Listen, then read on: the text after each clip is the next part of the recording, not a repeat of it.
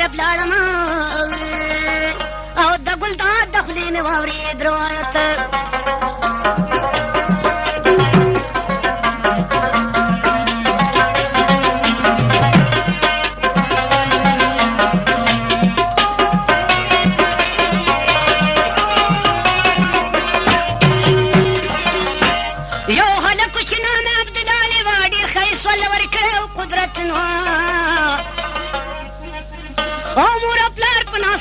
مینه مینه او دا هلکو بې حسابه خوبصورت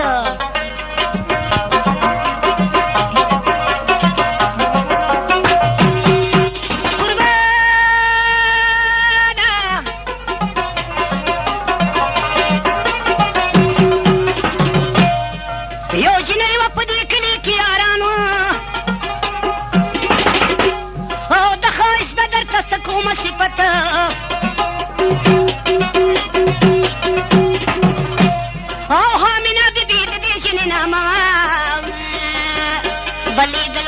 خورا د جنت دا هلک سره به لوبې دې کولې د بچپن مې ورسره شه محبت چې هلک شه دا اتلسو کلونو پلار یې جوړ کول له کار د تجارت په دې کلي کې جوړ له دوکان که دا هلک شه د دوکان څه سکونت دا جنۍ هم د ځوانۍ موسم کې راله په دې لار به تله اوبو لار صحت ډک منګی به یې د قصده کور کې تش که خپل نصیب ورته پېښ کړی و مصیبت ورځ شپې به تېرېدلې په دا شان جنې وکړه دا هلک څه مصلحت ورته وایي د زړه سره خبردار شه یو خبره درته کوم د صداقت په دې کلي کې زموږ اوسېده ګران دي څوک به پورې کړي په موږ پورې تهمت که دې خوښه وي چې بل طرف ته لاړ شو خوږه یاره د ځانو که حفاظت دې جنۍ چې ورته دا خبرې وکړې هلک وایي چې په پلار دې شه رحمت ته چې زه ستا په رضا زما رضا ده ذاتي باز ته پکې نشته ضرورت د ګیا په بانه لاړه شه د کوره زه به واخلم د کوره اجازت ته چې لاړې زه به هم درپسې درشم زه بېغمه زړه کې مه کوه فکرت دا جنۍ لاړه د غره طرف ته یاره د کاله نه شوه روانه په حکمت تقریبا چې د غرمې 12 بجې شوې دا هلک چې شي د کوره نه رخصت چې یې شیخ شي هغه خپله خوښه کاندي نه مني د بل زار یو نصیحت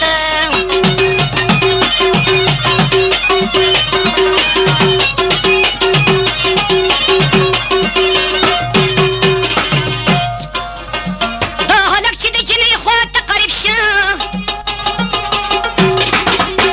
او جنۍ وکړه دغه ځوان ته اشارت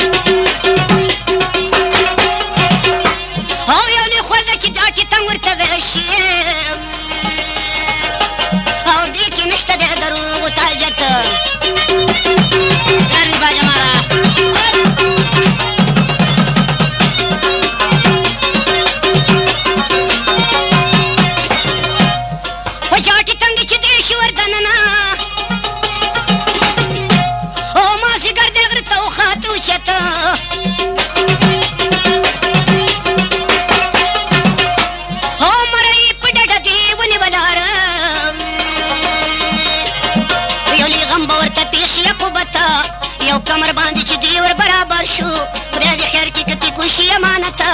ایوس خان دا به قصه شروع کا ستا خبرې دې خوږې لکه شربت ستا خبرونه شکلي عشقان په مزه مزه کوه پسې بیان سخته مرګ نشته لار د کوزېدلو دا هلک او جنۍ دواړه شو حیران دا هلک جینۍ ته وایي رب دې خیر کړي ترومۍ شول دې نه کوي چشمان ناڅاپي او ناشتایي د ماته لار نه معلومېږي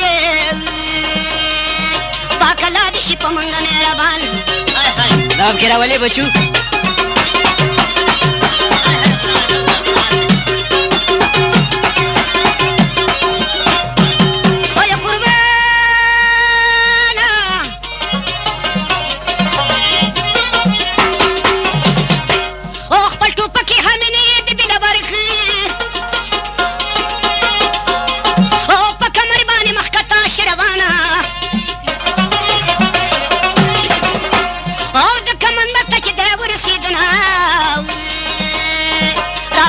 پوی نشه په خپل ځان جینۍ پاتې په کمر کې شوله ځان له او په سپین مخ کې اوښکې ځي لکه باران چې نن نه جاړي نو کله به ژړېږي مصیبت یې طرف کاندي اسان جینۍ وایي چې د دې کمره دانګم غلبه یې په زړه وکړله خفګان چې یار مړ شه زه دې هم ورسره مړ شم ځان له ژوند مې په کار نه دی په جهان دا حالا په نوم مې تور سیلی منلی و که د مرګ نه شریک بل شمه جانان فرمایش د یوس خان او زرین خان دکان قصهخانه شاته کباړي بازار کې 4 نمبر او دویم دکان یادګر کې 3 نمبر جینۍ حکل تکل د کوزېدلو او د کمر نه شوه راکوزه په همانه نیمه شپه را چې راکوزه پونر شوه تالاشي کوي په غره کې د دې ځوان توره شپه دا جینۍ ګرده ګرده ګرځي خوشي غرده خوشي چولې بیابان جینۍ ګرځي ته درک د هلک نشته هغه تېر وخت پسې ډېرو کارمان وایي ربا که زه داسې پوهېدلې چې به موږ ته رارسېدا نقصان زه به ولې د خپل کلي راوتلې که راته کې مې لیدلې خپل تاوان ویلې خدای هغه څومره ښکلی وخت و چې مې یار کاو په کلي کې دکان که خبر وه چې به یار رانه بېلېږي ما به سه له شرما او خپل خاندان دا پریا جینۍ کوي په چغو جاړي د سبا نښې ښکاره شي په اسمان چې رڼا شوه دا هلک یې ولیدنه و په وینو کې توک سور لکه حلوان نسکور پوت چا به ویل چې ګینې مړ دی خبر نه و د دنیا په سود او زیان جینۍ راغله دا هلک یې لټ په لټ که سا پکې وکړه ته ګوره د سبحان جینۍ دغه وخت کې سوال وکړي الله ته چې خالقه ستا د نومه شم قربان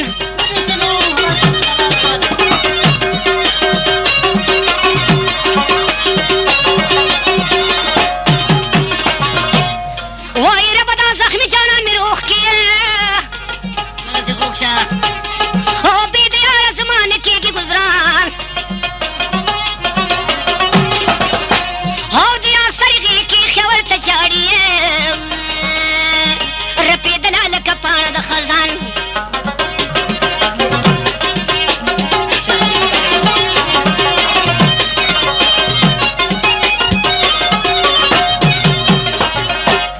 ورته وایه یاره سترګې که راپورته او زه دې اوسم په لمبو کې د هجران او رب دې تا له صحت درکړي زما یاره ستا د غما مې بدن مې په لړزان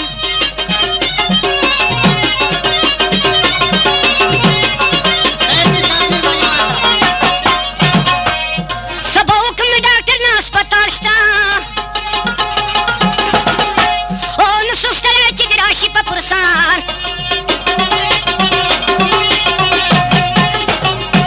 او رب دې وساتي هر څوک دې داسې حالات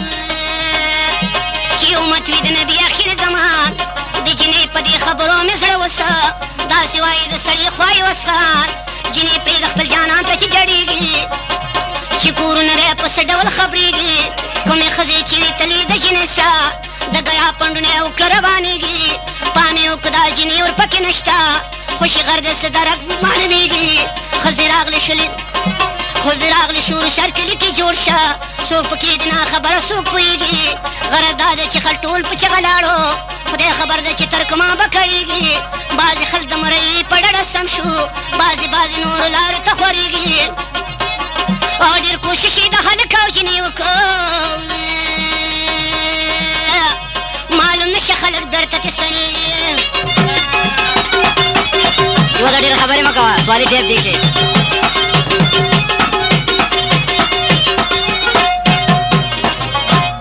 اوس که سبا د هلک او جنې وکړمه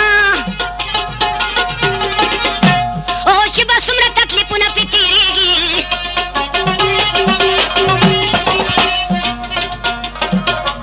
او چې هلک شنو په خود نظر یې وکړي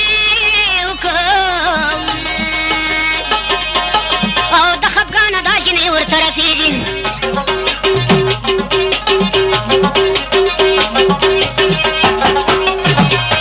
او تسلي دې جنې له ډېره ورکړه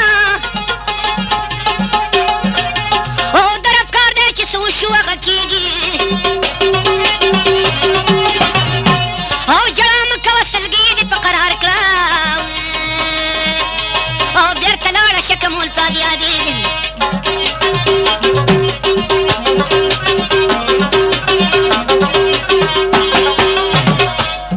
جنې وایي یاره داسې راته مه وایه او غیر له تا مې په چا مینه نه ماتېږي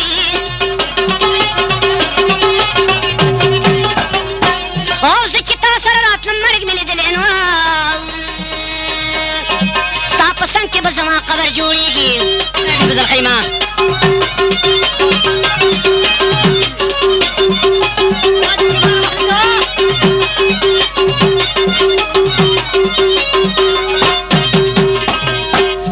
غرض دا د ډېر مینت یې ورته وکړه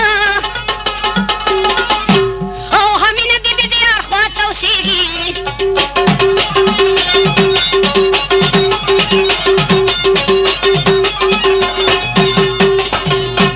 او دا هلوګې دلوګې تندونه ډېر تنګ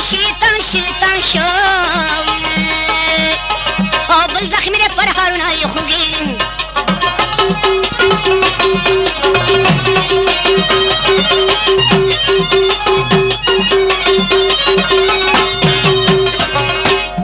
د هر میاشته د ګرمۍ دغه موسم دی او لکه مالګه په اوبو کې ویلې کېږي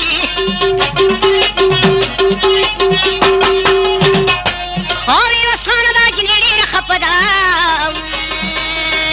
د پیراک اوښې په مخ باندې به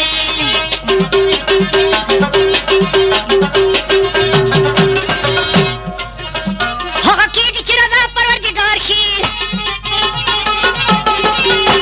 او څوک باچا کې څوک د تخته نه ګزار شي او ژوندی مړ کې مړی پاسي د کفنه دا الله په کار کې نشته د چا کار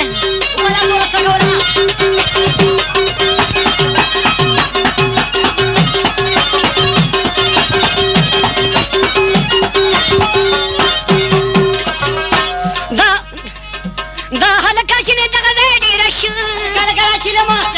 زرین رانې کوي او دې د لږې تندې ډېر ښه ناقرار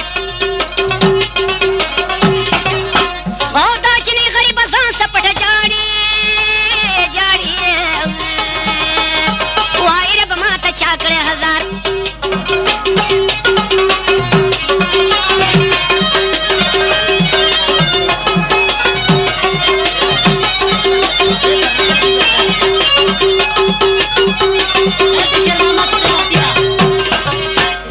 د ګورګورو نه غیر سته خوراک نه و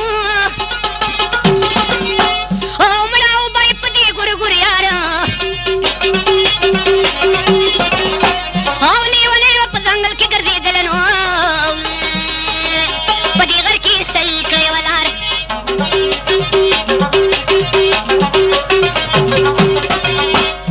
دا جنې په دغه لار شوله روانه او په اوبو باندې ټپي پروردګار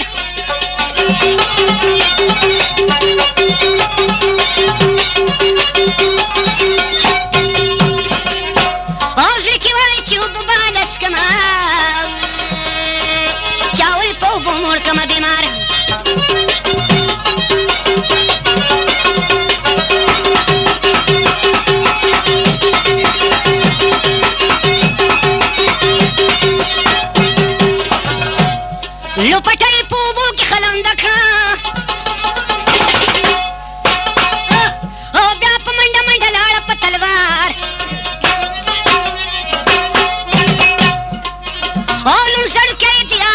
چھوڑ کر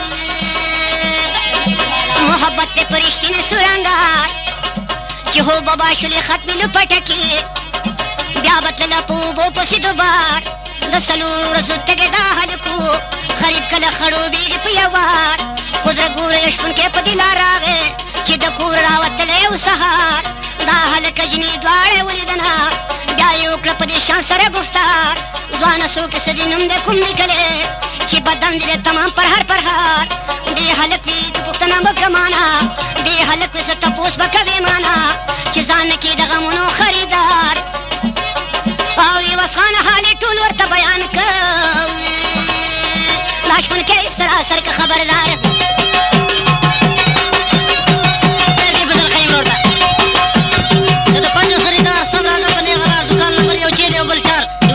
خان دکاندار یادګر او کباړي بازار پېښور ښار چې شپونکي ته هلک وي دا حواله او پس د هغې بیا وکړو ورته سوال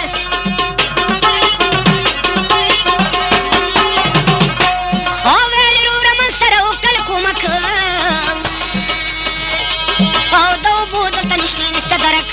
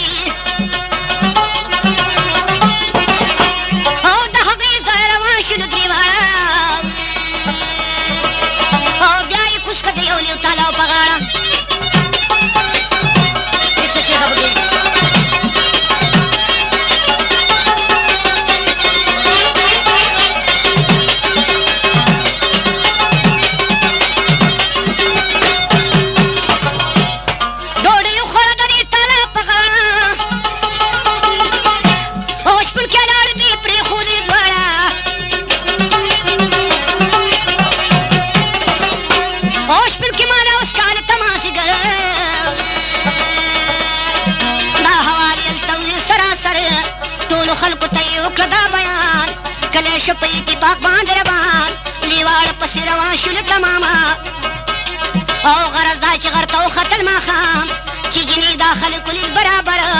په ځنګل کې شوله پټه په هنره خلک راغی د تالا نه شلو تاو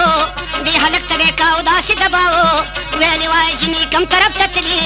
په ځنګل کې دې د چرته کېنولي هلک ویلې چې نیمه خبره پسې ورشي لټوي پسې دا غره خلکو وکړه په جنې پسې کوششه او هلک شته دی د جنې درک ونه شه او یو سړي وه دا جنۍ چېرته لیدلې چې کمر نه وه یو بوټي ته ختلې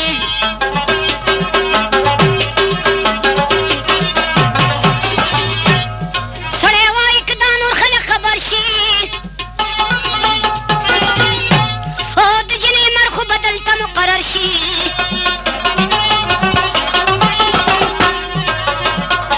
او یو سړی چې په دې ډله کې و خاصه چې په غوږ یې شي د دغه جنۍ بس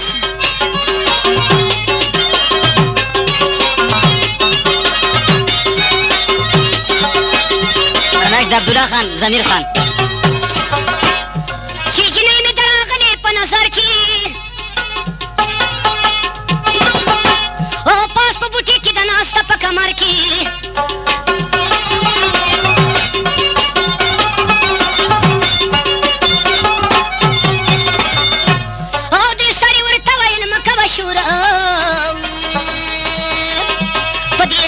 خبر نشي څوک نوره په دې وخت کې دا هلک د کورنۍ ملا تړلې وه سرونه جنۍ راغله و دې د خبر شو د حالاته داسې مصیبت نه پیښی چاته دا هلک یې را روان که خپله رورا خدای دې وساتي هر څوک دې شته زوره مرۍ ته خلکو ټول راله په جمع معلومېږي دا هلک برخه شوه کمه او لږ وربېته دی د ګارو نوم یې کلی نو نه یې پېژنم ما نوم دی اورېدلی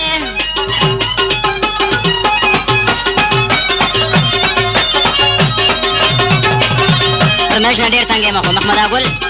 او سالار خان هغه ځای کې چې په دې باندې ماښام او یوه اسانه شپه یې وکړه په ارام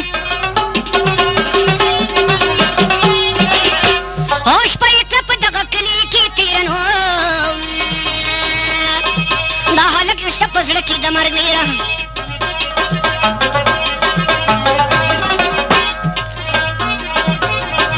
د ځان غم ورسره نه عمر دې هېرو او د چینۍ غم یې د زړه نه راچاپېرو او هلک پرېږده چې کوي دا فریادونه نو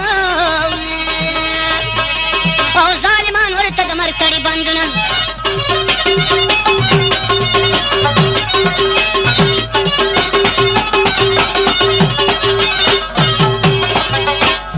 دې هلک ته داسې وشي مصلحت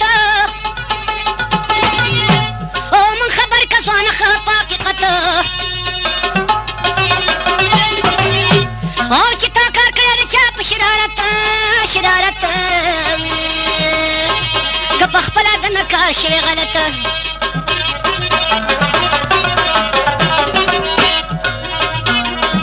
هلک وایي چې په چا مه کې ګمانه او ما په خپله په ځان کړي په دې ځان او هلک وایي په چا مه کوئ ګمانه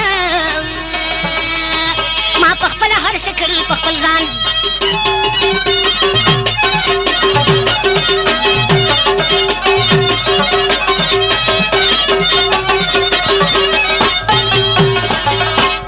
دا چې وکړله په دې شانته ګفتار او د چینۍ پلار ته ویل دا له پلار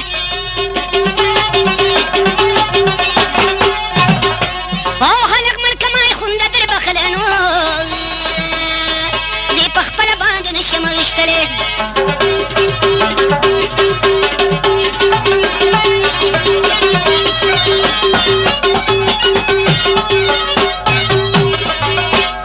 چې ژوندی په دنیا ونه ګرځي نوره او پس د مرګه پې د پاسه بل که اور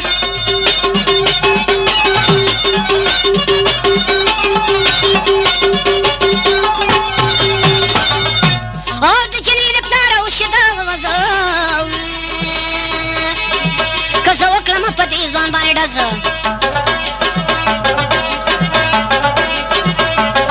د جنۍ د پلار خو داسې وغرسه او که زه وکړم په دې ځوان باندې ډزه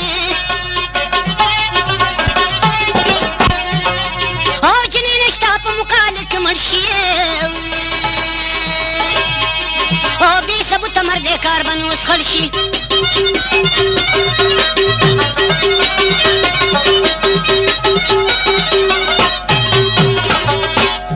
په مزه مزه شو کلي ته قریبه او دن ساتله به شي مړ دغه غریبه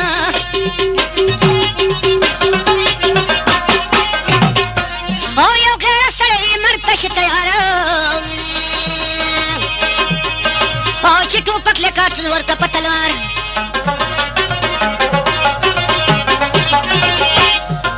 هلک یې ټوپک کېښودې د پاسه او یې انګریزي دانه پې خدای نه کړله خلاصه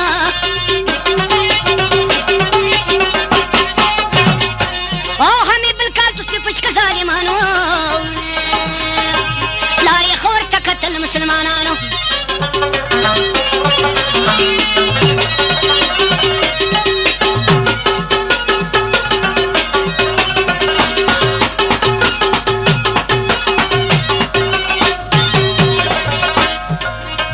دې سړي ته داسې ویلې دې ځوان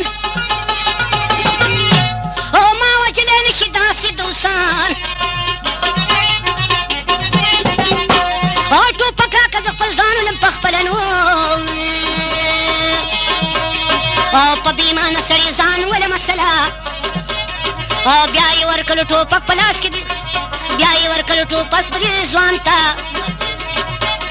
او زر یې ډک بیا یې ونیوه خپل ځان ته مرګ یې شه په دغه وخت کې مقرره ځان یې ایشته سایلوړ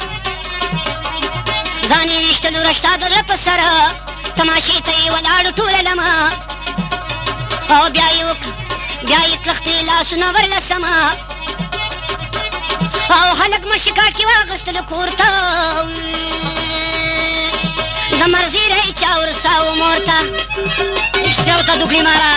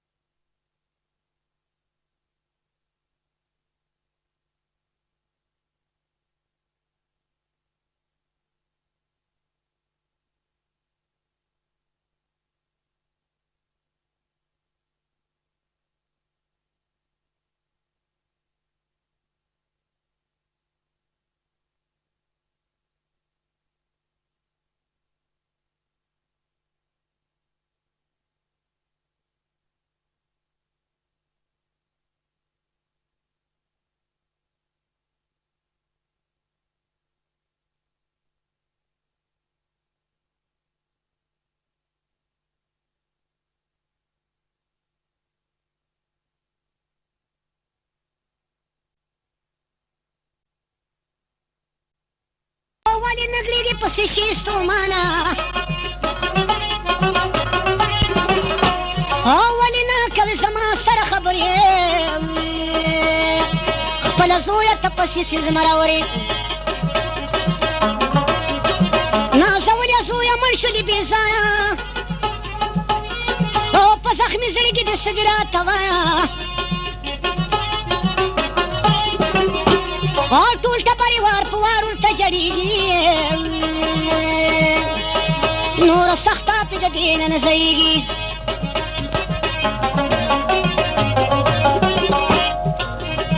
غرض دا دی دی یوړه مقبرې ته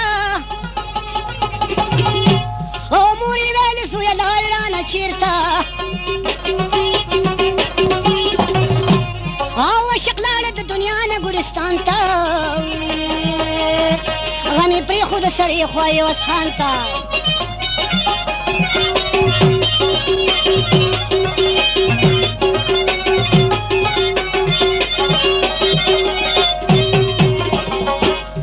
دا جینۍ غریبه ډېره جړېدله او ښځه ذاته بې حسابه وېرېدله نو او خپل نصیب ورته جوړ کړه دا جنجال اوس به نوره قصه واورې د کمال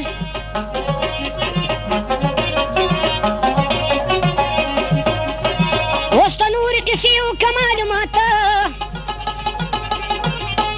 او چې جینۍ ته به پېښېږي څه فساد دا جینۍ چې ولیدلېږي یو ځوانه اوس به واورې د هغې سړي بیان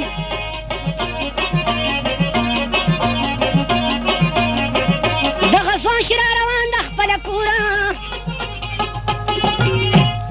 ماسخوتن د غوږ پې کېده زما وروره او برابر لاړه دا ځوان د جینۍ خواته زه حیران شومه د غله سلامت شاته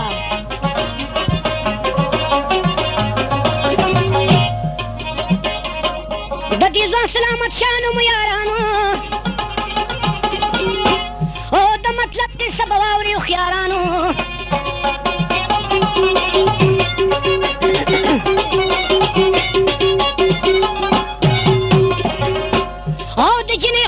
غریب چې کوم سات شنو توره شپه ده په جنې باندې هیبت شه جنې وکړه په دې شان سره گفتاره او چې دا څوک را روان په دغه لاره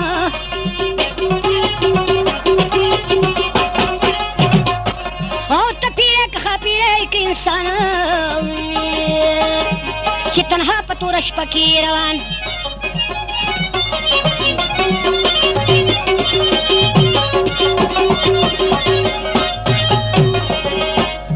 سړي وکړه په جنې باندې آوازه او حتم ذاتم چې خفه نه کړي مجازه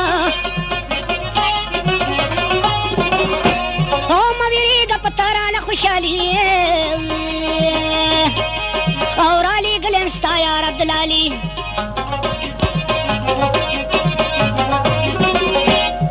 زه که رالم په دې شپه رالم ځنګل ته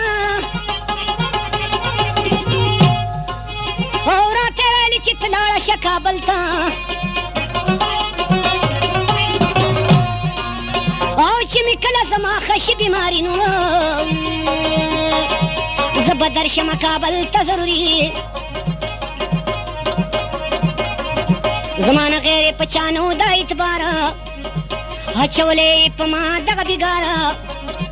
په کابل کې زما ډېر دا شناخت تا به ورسوم هلته امانت او خوښه ستا ده که دې خوښه وي روغ ژوند زه زما څه چې ذاتي متي گفتن فرمایش د اکرم خان او عبدالرحمن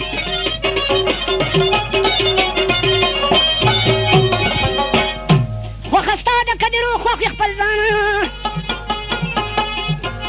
او زه زما څه چې دې سر شي په امان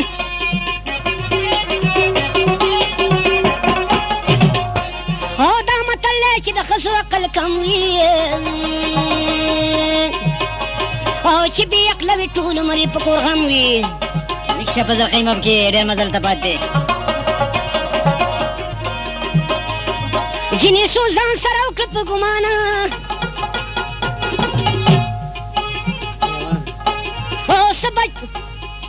او څه به وکړم په دې چولې بیابانه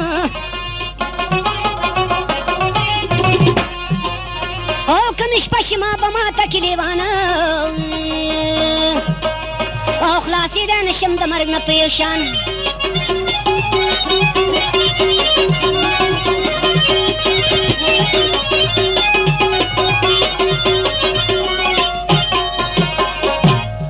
جنې کولی شي د تللو نه انکاره او دا لا وایي چې به بیا وینه خپل یار او د سړي صد ناکامه شوه روانه رب دې خیر کړي د سړي خوایې وسخانه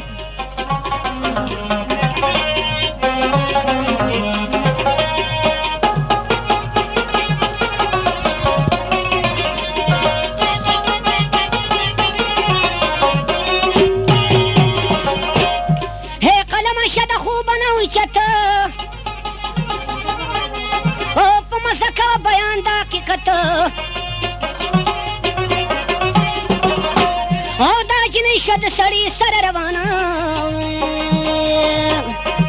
وږې تږې په دې شپه ستړې ستومانه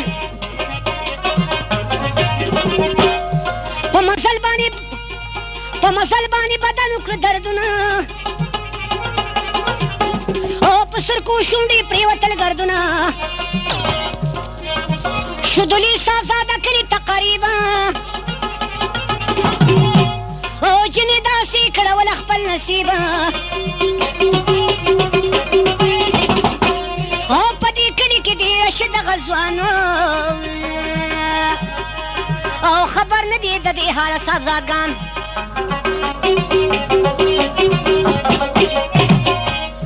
صاحبزادګان په دې قصه شلو خبره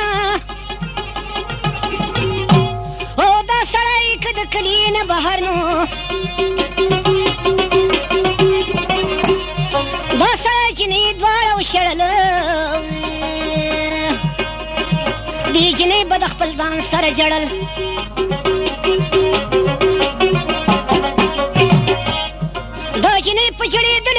سر دی او چې ترک ما به کړېږي خره بېمل دی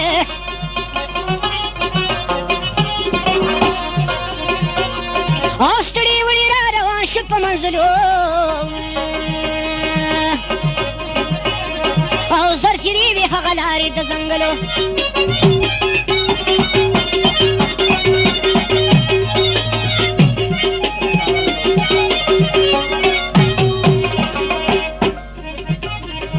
چې به ورځ به کېناستل به په یارامه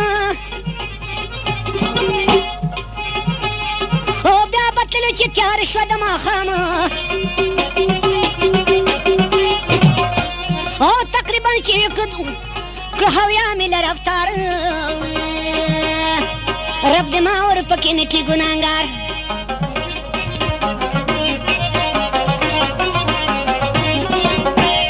ور داخل شو په میدان مې میله کې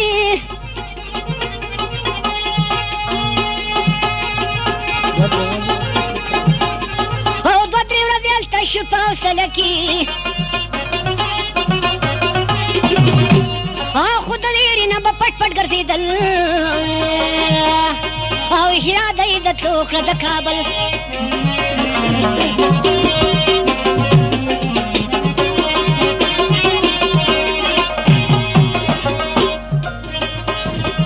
غرض دا ده چې داخل شي په ګرنګار او یوه خانه په قصه کوه تلواره او جنې وایي چې زما خالقه ربه او قسمت کوم وطن ته راوستم اقربه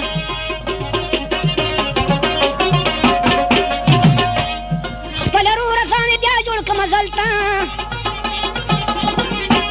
او په مزه مزه ور ورسېد کابل ته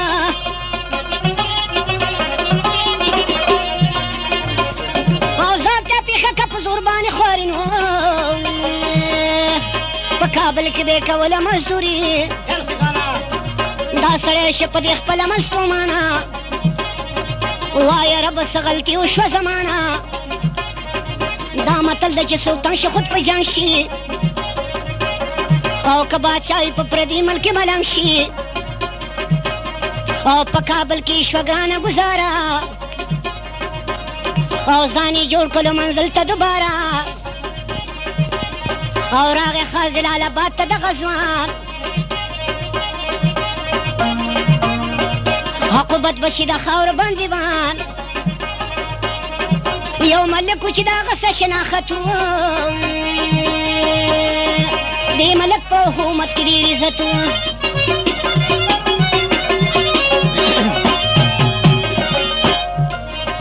بلې ډبله کستوره د اسمان او په نامه به یادېدلو حکیم خان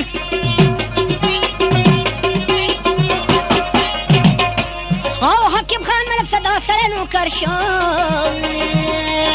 ډېر خوشحاله شي چې کار یې برابر شه دا سړی خو د ملک څه شه نوکر شه په وطن کې او په وطن کې د حال خل خبر شه په وطن کې خل خبر شو د حالاته په ساعتونو به شي جوړ سلامت شاته زما روح د جدې د پلار خپلوان او په غضب شو د دې ځوان کور ته روان او د باډرو د قلا شاته یو کور او کور یې پرېښو تښتېدلی و دا چوره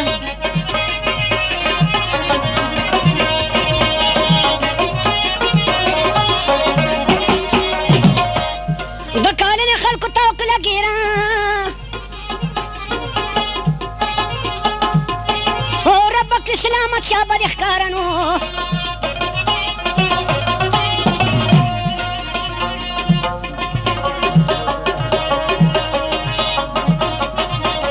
او دوی د دنا ښځې بوتللې په زوره او پته نشته په پنځه ویکه څلور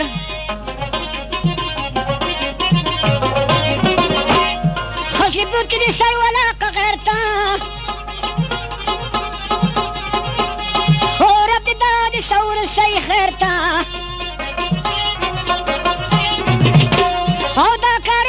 حاجي سید علی شاه مای نوم دې اورېدلی په شیشه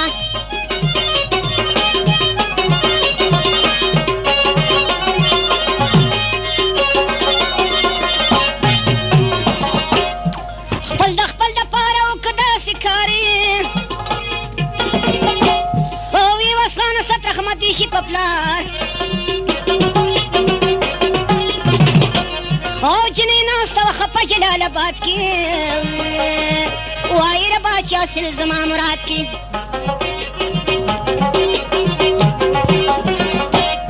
دې سړي به ورکوله تسلي او چې خپه نشي راځي عبدالعلي او اوس به نوره قصه واوري د خطر نو دې سړي ته به پېښېدلي زره او غوږ پې کېده چې بس څه کوي قادره یو کوچه و چې نامه یې وه وزیره مرۍ کې کوله مزدوري ده دا کوچه و بې حسابه ضرري او ستړی کړی و د خټو کاروبار یوه ورځ یې ولیده د جنې پلار ویلې ما ته را معلومه ده ستا لوره لیکن دا چې د پیسو نه یې مجبوره او د جنې پلار ویل در به کم دولت دا احسان به دې منمه تر قیامت او سړی مړکه جنې راوله ته ماته او زه به 10,000 روپۍ کړم تا ته سړی مړکه جنې راوله ته ماته او زه به 10,000 روپۍ درکړم تا ته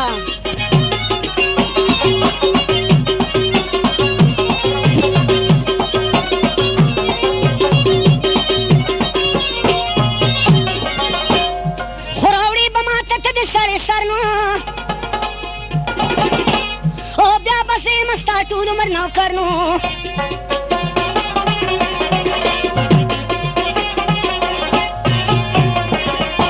او کوچې وې په زړه کې مه کوه وسواس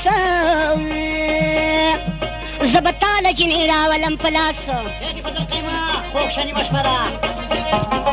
د کوچې و خیار سلامت شاسره او څوک به څنګه دوستانه وکړي د چا سره او کوچې ورکړه دې سړي له ښه اعتباره یوه ورځ به یې د کمر نه کې ګزاره ویل یاره زما دین په دنیا رورې ستا نه غیر مې بل څوک نشته په زړه پورې او که دې خوښه وي کوو به تجارت او په لږ وخت کې به پیدا کړو ډېر دولت او سوره دا سلامت شاه په دغه کار زړه کې وایي چې به کله شم مالداره یو خوا بل خوا ګرځېدلو دغه دواړه د کوچې سره دا ځوان غاړه په غاړه که په عقله پلاتون یا لقمان شي خو آخر د مرګ په لاره بندیوان شي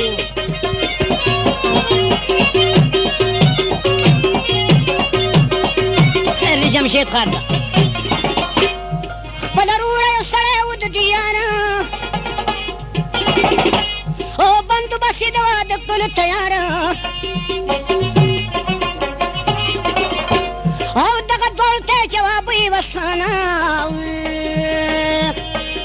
مصیبت به ورته پېښ شي د اشنانه د واده په طرف دې شو روان او یو لیخوړ ته شو قریب دغه ځوانان او کوچې ویشته دغه ځوان دړه په سره مرګ یې شه د لاسه مقرره د دې مړي نه سر غوښکه په چاړه د وزیر کوچې بچي به شي ماړه کوچې راغله په جنۍ پسې دوباره او دې جنۍ ته داسې ویل په قلاره او چې زه خاص سلامت شاه یم رالیږلی یم په منډه منډه تا پسې راغلی او په شریکه به کړو تېره خوشحالي او یا په غاړه د یار دولشتایي او په شریکه بکړو تیره خوشحالي او را په غاړه د یار اشنا سیالي او چې نه ویل در سره زم دا ساته زما وروره کله غږ نشي غلط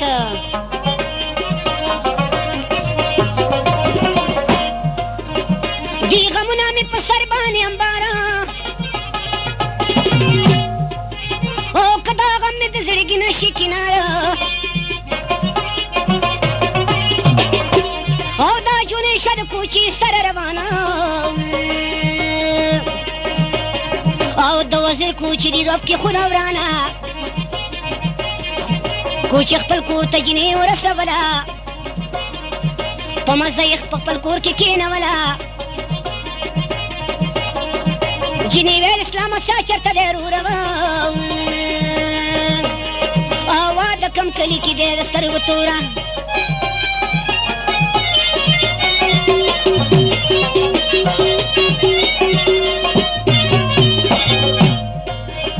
دې جنۍ چې تپوس کو په ادبه او کوچه ډېر شي دې جنۍ تا په غضبه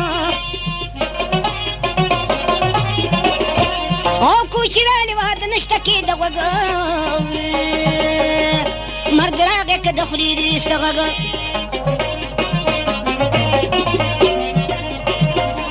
او کړي و سلامت شاته سټګي او ما سر پې کړو د دغه پیرنګي او ما غوس کړی د دغه اندله سر نو راشه وینه چې د خوشي باور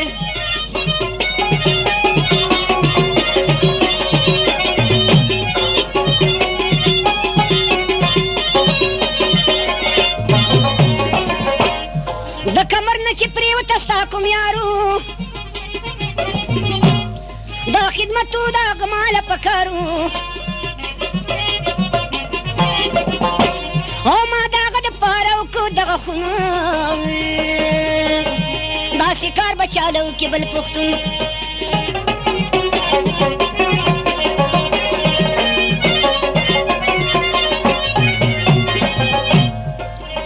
دا خدمت مې دی د یار عبدالعلي خل د یار اشنا زما په شان پالي او ما دغه دپاره وکړو دغه کار او کېنولې مې د ستا په انتظار حضرت ایما یک شی وطن د دې کوچي نه سر په سر غواړي چې تم بیا مې ته کوچی دی که موچی دی زه سېږی پیدا کړی دی په ټل کې او که انکار دې وکړه ځان به په ما دل کې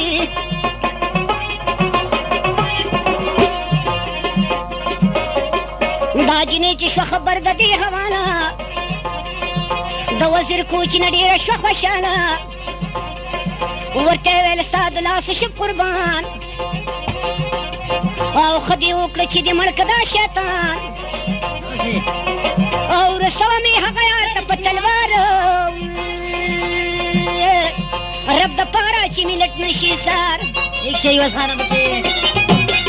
که د پټ خریدار سم راځه په نیغه لار دکان نمبر یو چې دی او بل چار یې وسخانه زرین خان دکاندار یادګر او کباړي بازار خاص پېښور ښار خیر دي غرض دا چې په راتلو باندې راضي شوه او د خپل یار لیدو کې ډېره غرضي شوه او دا چې دې ویس د یار خواله اوس زمن و یوه سانه پوهې نه دا چې به مرمه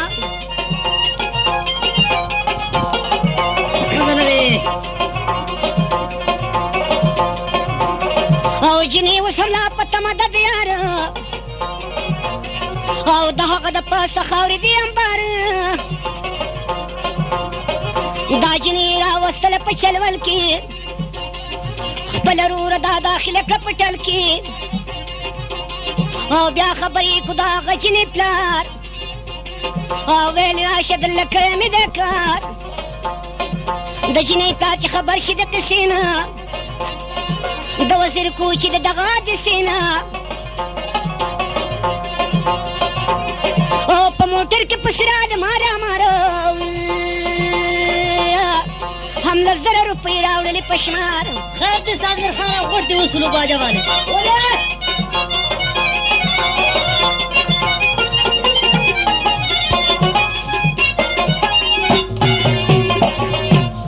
د وزیر کوچي سره وشو ملاقات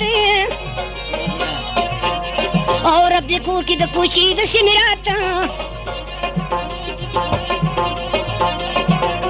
او کوچي ویلې چې واوره برادرانو کار مې وکړ په تېر شوی یم له سره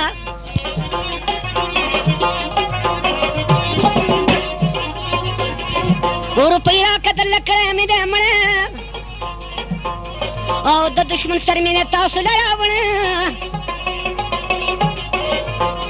او دا جنې دې څه واخله امانت مختورن مې دله ځان کو په قیامت جنې ولیده دغه شپه کسان جنې دغه وخت کې پویه شوه په ځان لیکن هیڅ وسیله نه وه د دې خوارې د چشمانو نه بیا تلي د اوښکو دارې مرۍ ته جنې بوتله بندیوانه خمارې سترګې سرې وې د جړانه او چې جنۍ شوله په خپل کور دننه جنۍ چغې کړې چې مور یې ولیدنه چې جنۍ شوله په خپل کور دننه او چغې وکړې چې مور پلار یې ولیدنه دې جنۍ په چا کې ویلې مور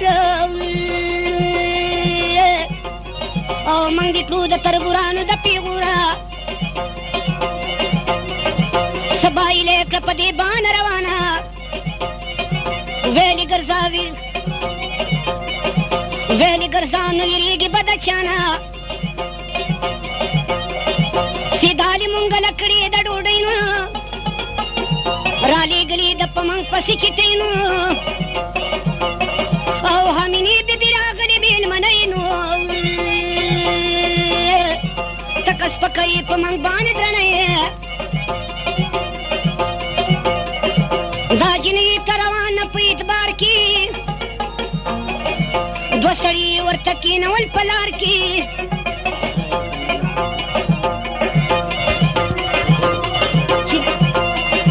چې د زړې د کنډو نه شور تېره